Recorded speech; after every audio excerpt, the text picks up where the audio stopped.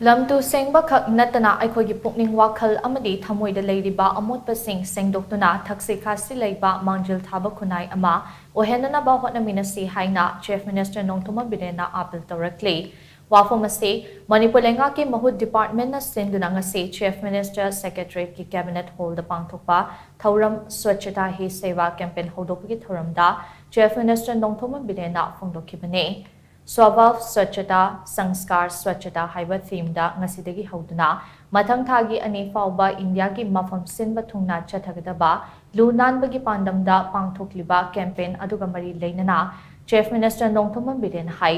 ngasi ase Prime Minister Narendra Modi gi mapok numit ne Prime Minister gi mapok numit na lakpada yaifa paujal pidi ngasi haudokliba campaign ase mathang thagi ani Mahatma Gandhi ki mapok numit fauba chathagane campaign asigi haudokpagi maram ase maru oina mipum khunimak luba nanba Manipur amade India ama ohenba haiba asine maram asina aikoi khunimmakna iramdam ase luba nanba amade chawkhatpa lebak ama oihanminarse Swachhata Hi Seva 2024 sida tongan ba category manga haibade cleanliness target unit Swachhata mein jan bagidari Safai Mitra Suraksha Sivers Mass Scale Cleanliness Drive amade Swachh Bharat Divas HAINA Thauram Seng pangthokane campaign ase mai pakna pangthoknaba mipum khuningmakna khetnaba wakhalon na thaiduna punna changsing minase Lunan ba haiba sida miyamgi mateng change maragasida lengak asina miyamgi yaifana bagidamak tongan ba scheme sing paikhatle state asige hojik oiriba lambi sorok ke fibam ase masak thokpa ama oina ba lambi ayamba concrete ki lambi onthokna ba thorang paikhataloide ring road ke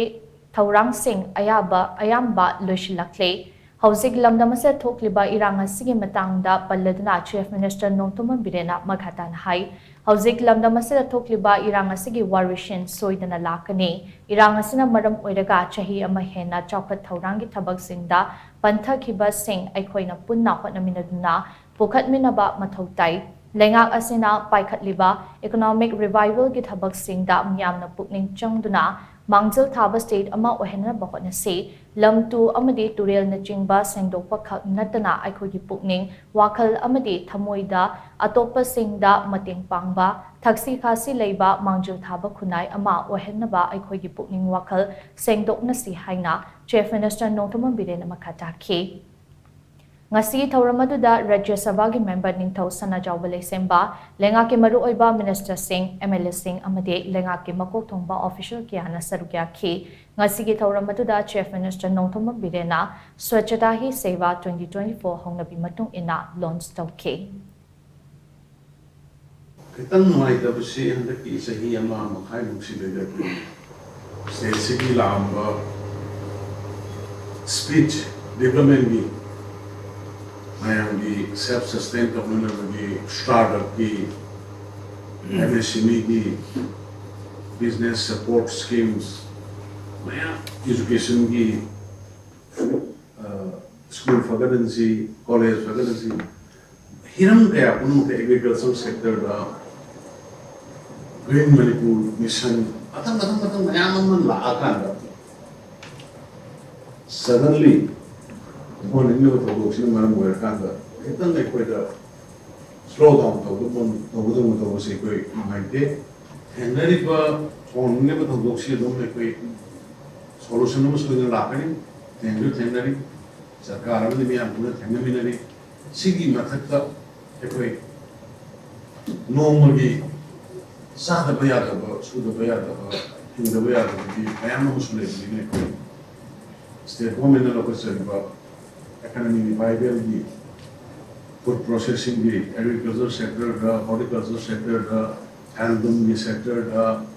makhal makhagi mayam da tawar state da mayam pun sangi there ka state long amon hana gi leiramba salam basket to gaptosi manipur luna nana thamba lam ising duren kongwan khatta luna nana thamba na koi thamoi